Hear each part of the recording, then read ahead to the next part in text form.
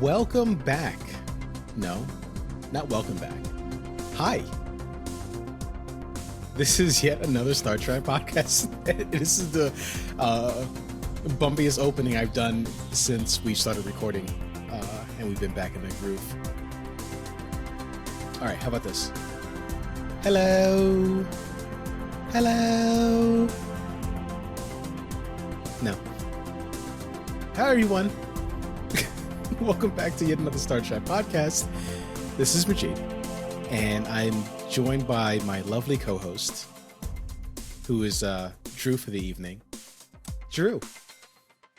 I was going to let you just kind of keep digging yourself a hole on that intro. I wasn't going to... Was it? You're going to let me drown? I was. It was really nice, though. It was nice to just kind of sit back and hear your voice. It was nice to sit back and watch you drown. You deserve it. You deserve every moment of that. And now it lives forever because it's on the internet. I'll fix it in post. You know, I hate that term now. I gave you such a hard time for it. And my wife used it on me. I took some pictures and it was too dark. And I said, I gotta use the flash. I gotta try it again. And her reaction was fix it in post. And I think I felt that existential crisis that you feel every time I say it. And it wasn't fun. The thing about that phrase that people that say that phrase don't understand is that fixing something in post really kind of isn't a thing. That doesn't exist. Yeah.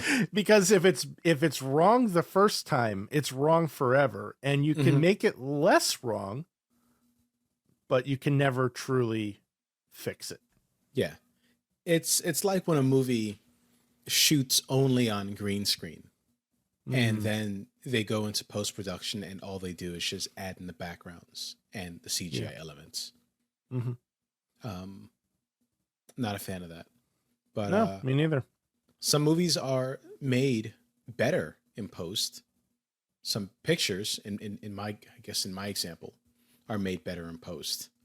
I'm not sure about your Instagram history, buddy, but my Instagram history, or my Instagram algorithm, I should say, is filled with people doing amazing things in Lightroom and Photoshop with editing. That's I would say probably far superior to my algorithm. My algorithm is kettlebells, cats, All right. hiking, Okay. All right. and restaurants in Connecticut. All right. Well, that's and I've started adding breweries to the mix lately for some reason. because you want to start your own brewery. I've always wanted to start my own brewery. I think that you should. I think you should have your own microbrew.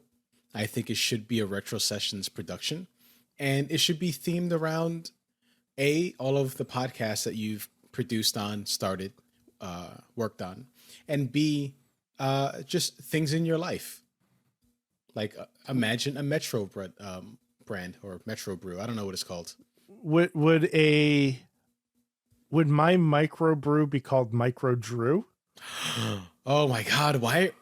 Okay, listen. By the time that this episode comes out, we would have already need to reach out to our lawyer friend to start a copyright and to get this off the ground, because we're gonna basically be wasting our time if we don't copyright the term Micro Drew. Although Micro Drew can just sound like a mini version of you, or a ill-timed insult. Oh man, I missed you. It's been a week. We recorded last week, and I miss you. But we talk every single day. How you been? You know, man, it's been a weird week. I got a text message from my wife on Saturday morning while I was at work that she had tested positive for COVID, and I've been dodging that bullet somehow for the past 5 days. Slept on the sofa. See, here's the thing, right? My job, there's usually only one supervisor on at a time. And we have like, we have two morning supervisors. I'm one of them. And then my colleague is the other one. So we're very spread thin. Like if somebody calls out, then like they have to like rearrange shifts and everything. So in previous jobs, I think I would have just like gone into like right up into her face and just breathed in every ounce of air that she had so that I would have an excuse to call out. But I actually kind of liked this job, and I didn't want to do that. So I slept on a very uncomfortable sofa for a couple of nights, and yeah. And somehow I still don't think I've caught it, although today I did feel a little kind of blah. But, you know, I forgot how itchy masks are when you have a beard of this length. Your beard is magnificent, and I can't stop staring at it. It's getting long, man. I got to trim it though. Like it's starting to get a little unruly. Every few months or so, I'll go to the barber, get the, you know, they'll do the whole thing, clean it up. But I want to get the barber to like kind of like trim up the sides a little shorter, but keep the length. And he keeps butchering the length on it every time I go. Do they give you the hot towel treatment? They do. Oh my God. And I get the straight razor on the head, you know, because I'm bald, right? So I usually just shave that to the skin. Well, if our listeners didn't know that you were bald before, they do now. Surprise. I started losing my hair when I was in my 20s. Just like Patrick Stewart, according to his book. Great book, by the way. Yeah. I'm already on chapter 8 because I listened to the book at 1.5 playback speed. Yeah, can we talk about that for a second? Why would you ruin the sanctity of classically trained Shakespearean actor Patrick Stewart's cadence and rhythm in his audiobook reading? You listen, I don't care if you listen to podcasts. I don't care if you listen to us on 1.5 speed. I have a problem with 1.5 speed in general, but if you got to do what you got to do. But to defile Patrick Stewart, of all people, I am so disappointed in you. Do you hear that? Look at me. Look at me. I am disappointed in you. What I will say is that even though it's at 1.5 playback speed, his voice is still as majestic. His accent is still just as glorious. He sings in this book.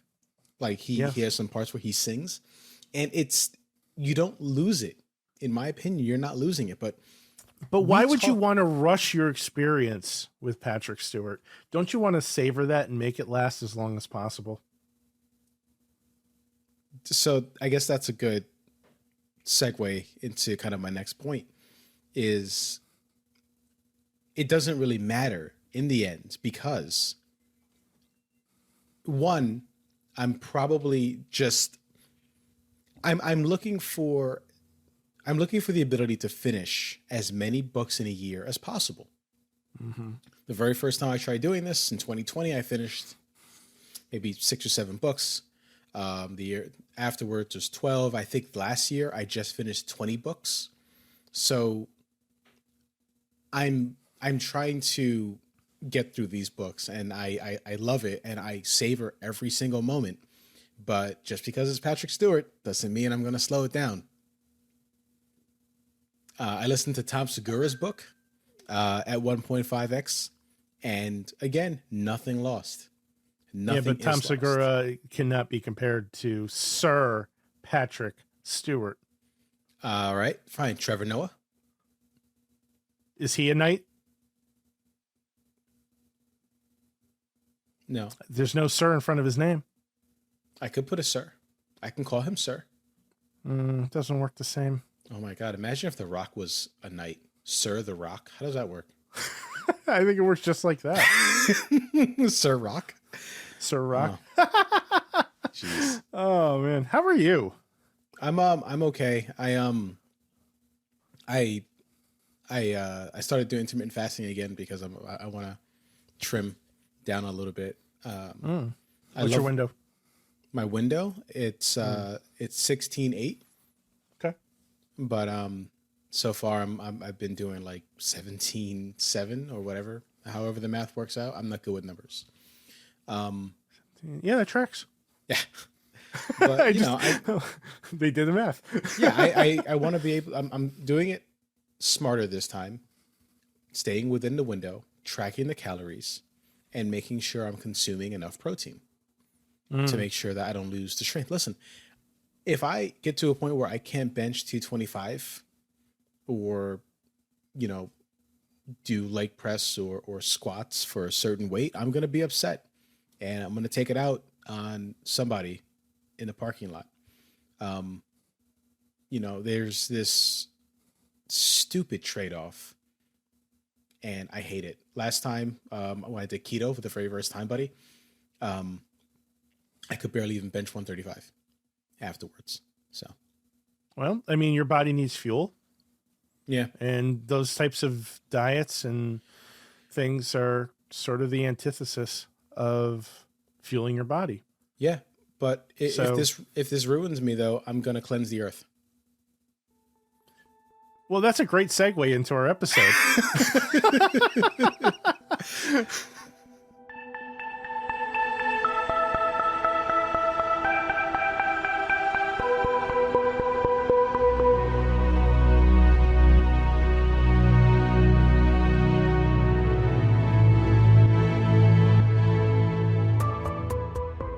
This week we watched The Changeling, which is not a Deep Space Nine episode. It is an episode about a robot that wants to cleanse the Earth. Just like bread. The Enterprise receives a distress signal from the Malurian system, only to discover out of 4 billion life forms, there's 0 sign of life. The Enterprise gets rocked by massive bursts of energy from a mysterious space probe named Nomad. It's not your average probe. This thing is more like a Cosmic Roomba on steroids, armed with destruction capabilities. Scotty's engineering team is puzzled, and Spock is already raising an eyebrow at this overachieving vacuum. So Kirk and crew invite Nomad on board for a chat, but it's clear that this space probe has some serious identity issues. Nomad believes that Kirk is its creator, Jackson Roy Kirk. But there's a slight problem. Roy Kirk died years ago. It's like having a conversation with your Roomba convinced it's your long-lost cousin. Kind of an interesting intro to the episode, right? Mm-hmm. A little bit of drama. They're getting hit by these mysterious, energy bursts. The ship is flying all over the place. Looks like they're going to be destroyed soon by this unknown origin. They toss a couple photon torpedoes out in the middle of space, and all of a sudden, this thing starts answering their hails. It just beams aboard the ship. What did you think about your first look of Nomad? Did you ever watch The Mandalorian? Yes, but I never finished it. Okay, well, you got to the first episode, the first season, right? I did, yeah. So there's a character called IG-11. It's voiced by the one and only Taika Waititi. And when I saw Nomad, I was like, oh my God, he could be IG-11's cousin. They look so identical to me. And I'm like, oh, that's unimposing. It has lights on it too. That's nice. My Google does that. It has lights. Well, I think Nomad took the lights off of Darth Vader. Oh my God. If you would have said Darth Helmet, I would have been okay with that too. I mean, I've never seen both of them in the same place at the same time. Fair. It's Dark Helmet, by the way. What did I say? Darth. You sure? No. All right then. Nomad hears Uhura singing over the intercom and rushes to the bridge to make sense of it. When it puts her in a trance, Scotty leaps at Nomad to stop it. Nomad immediately zaps Scotty, giving McCoy a chance to say her favorite line, "He's dead, Jim."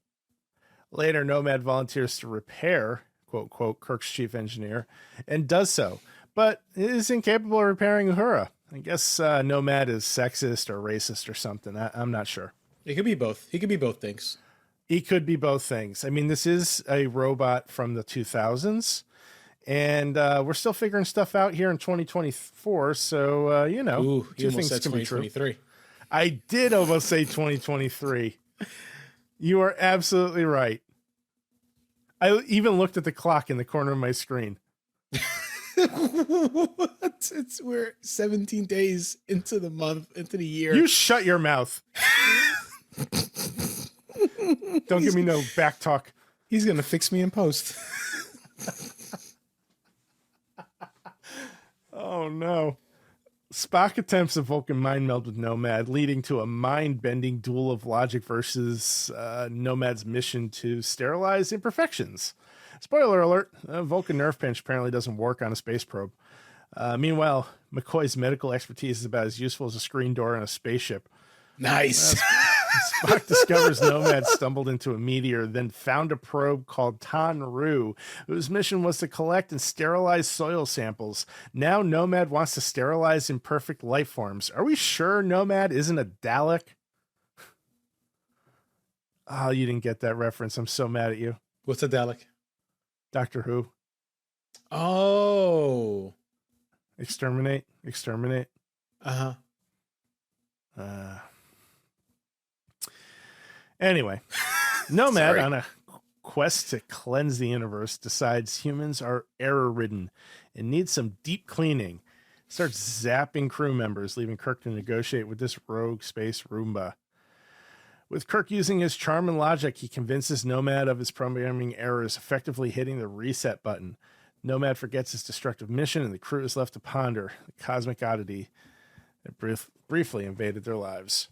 Some of the episode don't have a similar name to anyone in history ever. Don't sing on the bridge, and don't forget to clean up your vacuum unless you want it to eradicate civilization.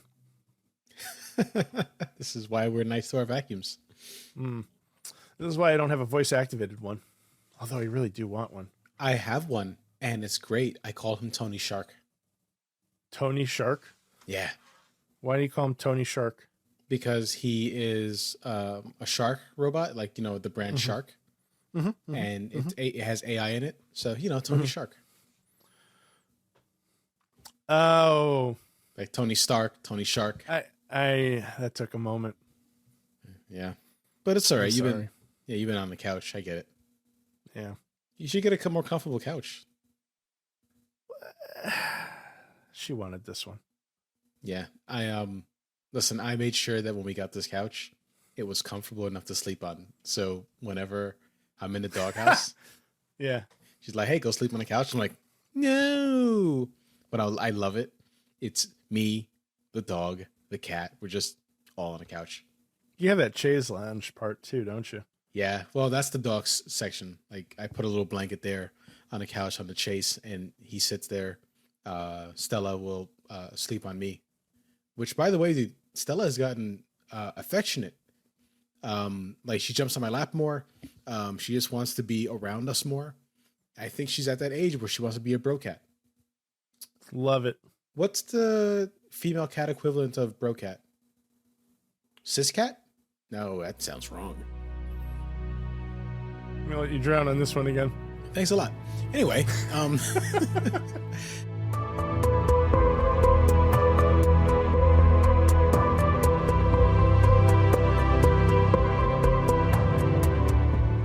getting back to the episode.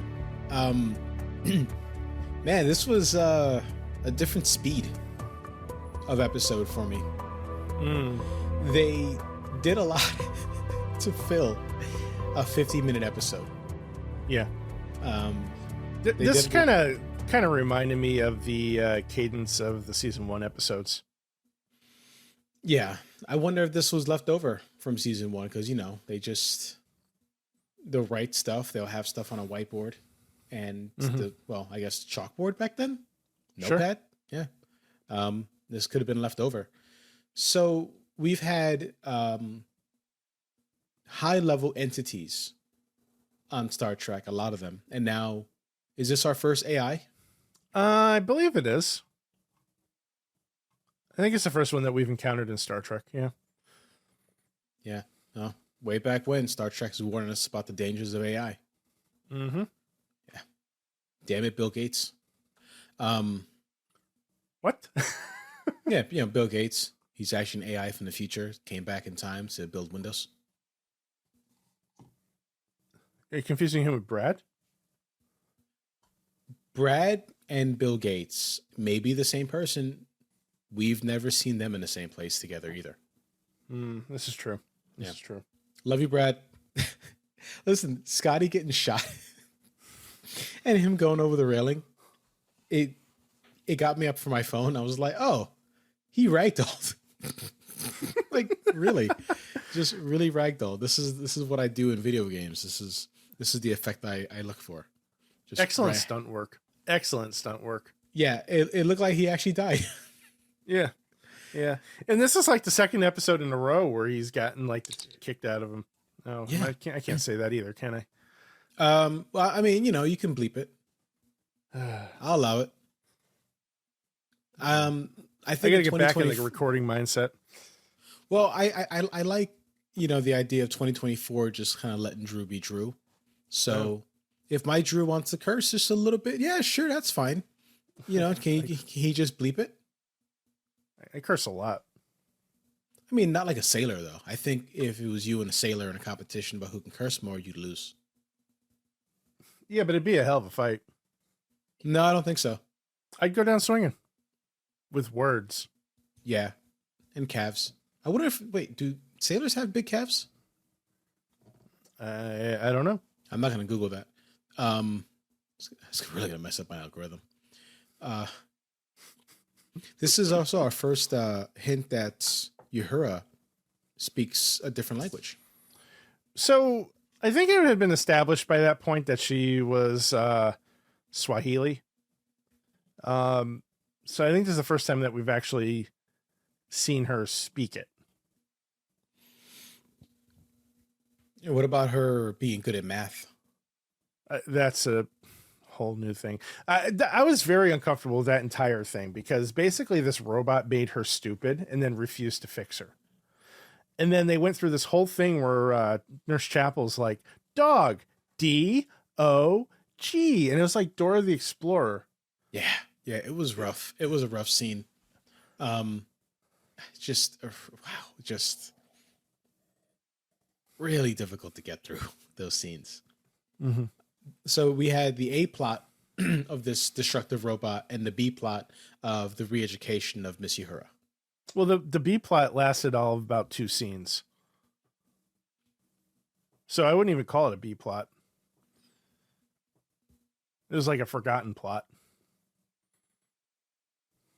We also had the rebooting of Scotty, which I have to imagine is just like in Windows when you do a restore point.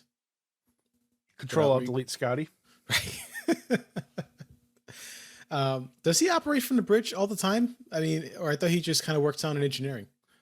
Well, so the engineers have always had a station on the bridge that they can work from. So it's really about whatever's convenient for the plot. But we sure have seen him on the bridge more often than we've seen him in engineering, haven't we? Yeah. Want to try that again? I tripped. It's fine. We'll just act like it never happened. He also works out in what is it called? The transporter room too. Yes. So are they short on labor or something, or? I mean, you've seen some of the other crew members. Would you want them to beam you up and down? I'm thinking. I know that Chekhov can do it, but I also kind of want him flying the ship. Chekhov wasn't even in this episode, was he? No, he wasn't. There was another guy there. I think Chekhov was on he was on leave, on shore leave, because he talked back to a Roman god. Oh yeah, yeah.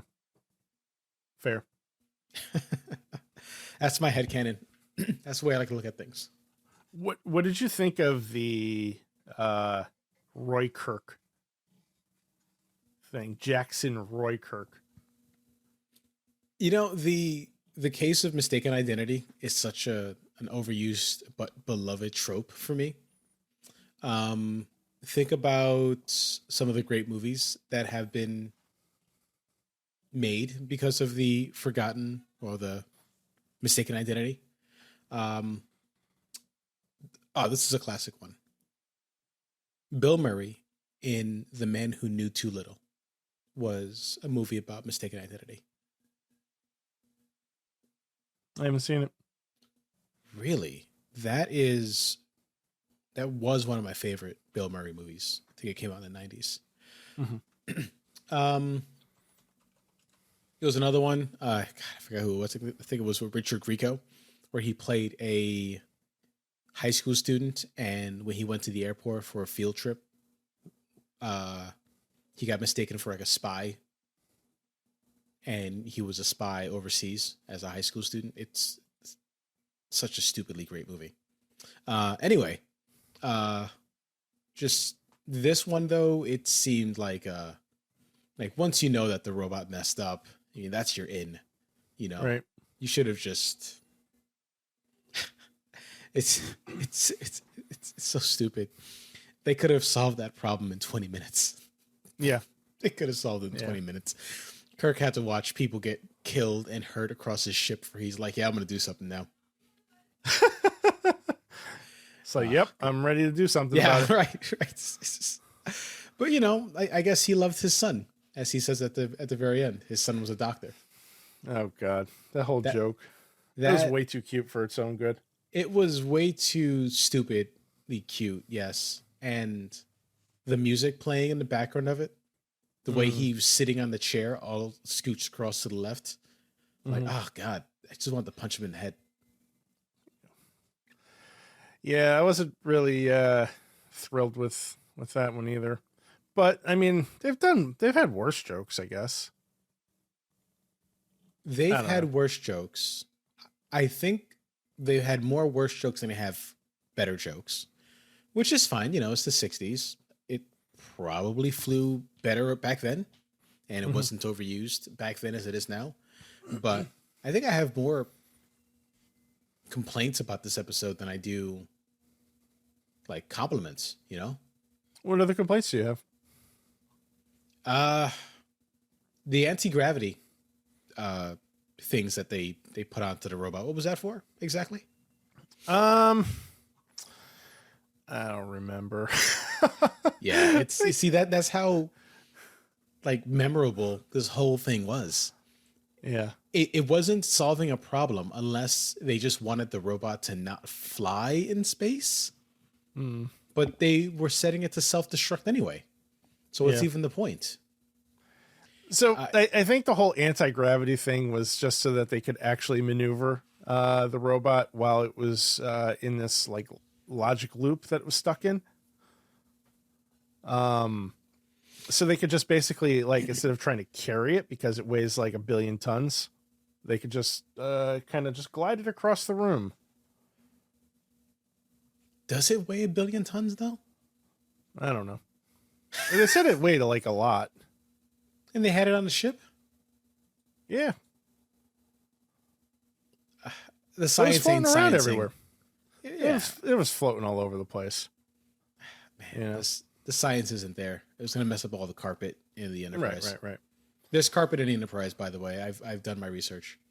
Yes, there is. Yeah, I'm not a fan. Oh, it's great. I'm upset that when Kirk took over from Pike, he added carpet into the Enterprise. I like it. You have wood floors in your house. I like the wood floors in my house, but I like the carpet on the Starship. Carpet in the Starship's the worst thing you can have, man. Think about the static shock from like rubbing your feet in the carpet and then touching a console. In the future, they've eliminated static electricity. You go with that? Yeah. Prove me wrong. I can't. That's the problem. And I can't.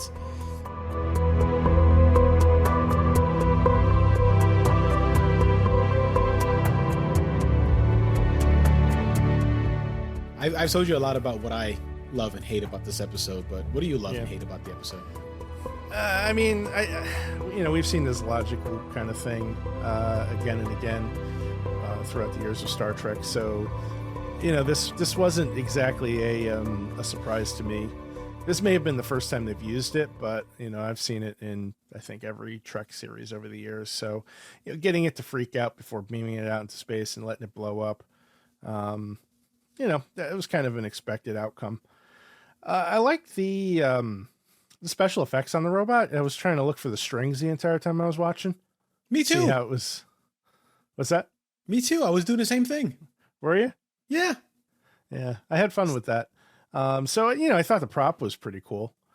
But there was just some stuff here that just didn't quite sit too well with me. Like the stuff with Uhura, I thought was a little weird. It would beam on, rush to the bridge because it heard her singing, and then it's like, oh, I'm gonna put a spell on her and make her dumb, and then refuse to help her get out of it. Right? Like, I don't know. I just thought that was a little weird. But I think my biggest problem with the episode was kind of, you nailed it, man. This just went on for too long, and it could have been resolved in 20 minutes. Yeah. And meanwhile, Nomad's like, yeah, and as for Uhura, she should have been singing on a bridge like that. Yeah. That was my Simpsons reference.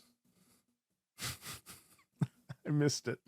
Yeah, you totally did. And for the listener who also missed it, there was a part of The Simpsons where Homer just starts off a scene by saying, yeah, and as for your grandma, she should have been bouncing off like that. And that was my version of it.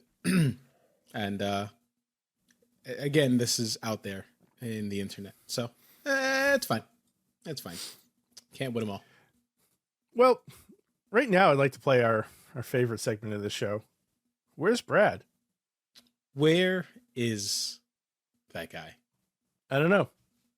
Brad, do you have anything for us? Where in the world is Brad? Hey guys, I've somehow managed to take a trip on the Enterprise, and there's a machine killing everybody, so that's not really a good thing. I don't really know what to do other than to take off this red shirt and try to pull on a yellow one. I think this episode's not really doing so good for me. It's kind of killing me in a sense here. I'm gonna go with a solid 6. Yeah, solid 6. I don't like the killer robot, and I think it doesn't like me either. Well, thanks, buddy. We I can't lie to you, buddy. Just do better. Bye, Brad. I'm starting to forget what Brad looks like, if we're being completely honest. But it's his fault, right? He moved to Hotlanta, wherever he went. Yeah, it is his fault. And he's not on the selfie text chain, that you and I have. What? The one that you're on? The one that you and I have. Did you unsubscribe? Yeah. Oh, that's not nice. I'm sorry. I said, no, I send selfies to you. I send them to my cousin Carlos, and I send them to my buddy Lou. They're mostly gym selfies because, that's when I have the most time between sets. Or maybe in the car after the gym while I'm waiting for the car to warm up. Okay. But, they're mostly just me sweaty. So, yeah, I'll send you one tomorrow. I'll send you one tomorrow. Please don't. Okay. That's fine.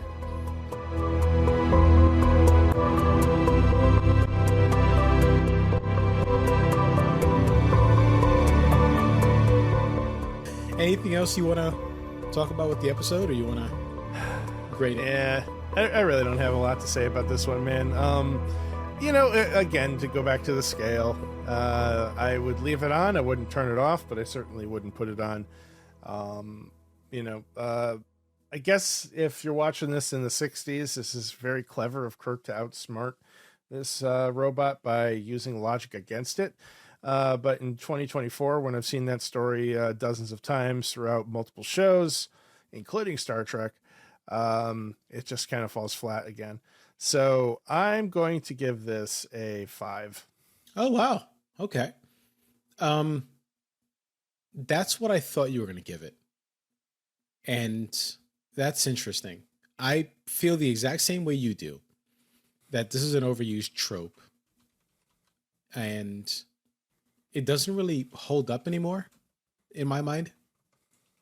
You know, just the whole clever way of Kirk outsmarting something, and he could do it with his shirt on or with his shirt off, which great, you know.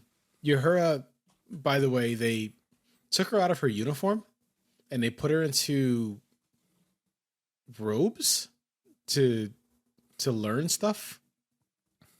Like, she couldn't keep her uniform on because she's an embarrassment to you guys. Come on, man. I think she was in a, like, you know, because she was still in sick bay. So Yeah, there's like, these guys, you know, usually wear their own clothes in sick bay. medical smocks or something. The only person that doesn't wear medical clothes in sick bay is Kirk because his shirt's off. Okay. Yeah. Yeah, I mean, honestly, man, I wouldn't want to have this episode on in the background. I wouldn't even glance at it if it was playing. I definitely wouldn't want to edit it. Or I wouldn't want to edit photos while it's on the other screen I'm glancing over. The further we get away from this episode, the better, in my mind. Was it good? No. Was it bad? No. It wasn't terrible. It was just an episode. And it's an episode that is filler before we get to Mirror Mirror, which, by the way, super excited. But I would also give this episode a 5. It's just an episode. It is meh. It went on way too long. Just like my explanation. It's fine. It's fine. It's It's fine. fine. It's fine. It's fine. It's less than fine, but it's meh. It's meh. Right. It's Meh. meh. Right. I would like to, you know, next time we do this, I would like to have an opportunity for us to guess each other's score without it impacting your or my score. So maybe I write it down beforehand and I'll say, okay, what's your score? Hey, what's your score? We lift up like whiteboards, and if we're right, we get like a cookie or something. I don't know. We'll work out the prizes afterwards. Okay. But I like that. think that's a great idea. Yeah, because in my mind, I'm like, oh, Drew's probably gonna give this thing a 5, just kind of based on the way he's talking about it. Yeah, I mean, you know, if that's what your thinking was, and you were pretty damn spot on, man. Yeah. What do you think I was gonna give it? I hadn't really thought about it, honestly. I think about you all the time. I think I think I would have guessed lower than a 5, but Okay. All right. I'm not sure what. Like, I didn't really pin it, you know. Yeah. And if I had to guess, what Brad would give it, I would guess that he would give it nothing because he's not here. Sorry. That was uncalled for. I'm sorry, Brad. But you know, fix your phone so your messages come through. Yeah. And we don't have to wonder where in the world is Brad. Anywho, I'm looking forward to Mirror Mirror. What are you going to give Mirror Mirror for a score? Mirror Mirror is a classic, right? So Allegedly. I'm hoping that it's in like the upper 7, 8, and 9s territory. I hope it's. I don't want to give it a score prematurely because it's gonna kind of affect. I think it's gonna affect my mindset, expecting something that I don't get. Like, I don't want to go in there expecting some masterful piece of work that has lived up to the test of time. I want to go in expecting just an episode that folks have often talked about and has lived in like the zeitgeist of lore or whatever the words are. But whenever I tell you this, whenever I think of someone with a goatee, I think, oh, that's the evil version of them. So that's the way I think about it. But what do you think about how it's going to be? I mean, I'm looking forward to it, but I'm afraid that it's not going to live up to the hype too. You know, like I'm worried that the expectations have been set so high that it's not going to live up to it. But I'm looking forward to seeing these characters as evil versions of themselves, and I'm looking forward to the actors having some fun with that. So I'm gonna be conservative and give it like a 7. Okay. Ahead of time. Remember when we Remember when we talked about Space Seed? Like we were going to watch Space Seed. We were all so excited for Space Seed back when Brad was with us every single week. The reason why that episode held up so well is because of the performance by Ricardo Montalban. Right. And he brought a different flavor. He brought a different energy. And his performance was it's something that I still haven't seen duplicated in any of the episodes that we've watched. Right. It's unlike anything. Yeah, it's unlike anything. Benedict Cumberbatch. Listen, here's the thing. That performance by Ricardo Montalban was so good, not even Benedict Cumberbatch wanted to touch it. Yeah. That's how iconic it is. So yeah, it's in my mind, that's why it stood up to the test of time. And it's probably the best damn episode of Star Trek I've watched doing this entire run. So yeah. Well, I'm looking forward to seeing that movie, but we're almost there. Yeah, we're almost at the halfway point of the entire series, right? Because there's 60 episodes in the entire run. 67? Yeah. All right. Well, math is mathing. I want to say. But there's 3 seasons, and I think there's also 24 episodes in season 79. I'm sorry, 79 episodes. Okay, yeah. so we're not anywhere close to the halfway point. But, we're not even close to the halfway point of season 2. We're not even to the quarter mark of season 2. But no, I'm looking forward to getting past the series so we can get into the movies. Yeah. I'm going to quell my curiosity. I'm not going to skip ahead. I'm not going to watch the movies without finishing the series first with you. Yeah. And it's going to be so good. I think it's going to be so epic and just change how we do things. It's going to be worth the wait, except for the part where, you watch the first film. What are you doing? What do you mean? What do you mean? Star Trek 1? Uh-huh. Yeah. Uh-huh. Not that great. What? Star Trek 2? Great. Uh-huh. Star Trek 1? Not that great. What do you mean? What? Why? Why would you do that to me? I'm just trying to prepare you. Oh, man, come on. Now I got to fix that in post in my mind. That's not how post works. That's not how post works. That's fine. I'm going to forget about this conversation. I know you will. I'm going to forget about it. I know. But speaking of forgetting, so next week we have Mirror Mirror again. Looking forward to it. Do you have a synopsis for me, bud? I sure do, buddy. A transporter malfunction sends Kirk, McCoy, Scotty, and Uhura into a parallel universe where the Federation is replaced by an evil empire. Kirk is a despot, and Spock is a cunning henchman. Sounds great. I think Leonard Nimoy is going to choose scenery. I think he's just going to eat up that role. Oh, yeah. I 100% agree with that. But yeah, I'm looking forward to it. I wonder if we'll get through the movies before a proper Star Trek 4 comes out. I don't think you're talking about the reboot, right? Yeah, the Kelvin universe. Timeline. We're not getting a Star Trek 4. Yeah. I really don't think so. And I think it's really sad that they keep teasing us like this. They brought on so many writers, so many directors, and nothing's come to fruition. Yeah. But hey, what are you gonna do, right? Nothing. If I were a director, I probably wouldn't touch it either. It's so divisive. But that's fine. Mm-hmm. It's fine. Hey, I love you, and I can't wait to do this with you again next week. Sounds like a plan, my man. Let's do it next week. Talk about Mirror Mirror. Yep. All right. I'll see you then. All right. Take it easy, everybody. Bye.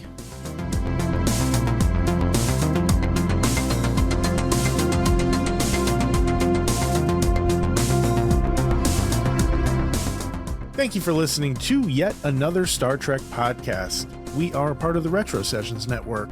This episode was recorded on January 17th, 2024.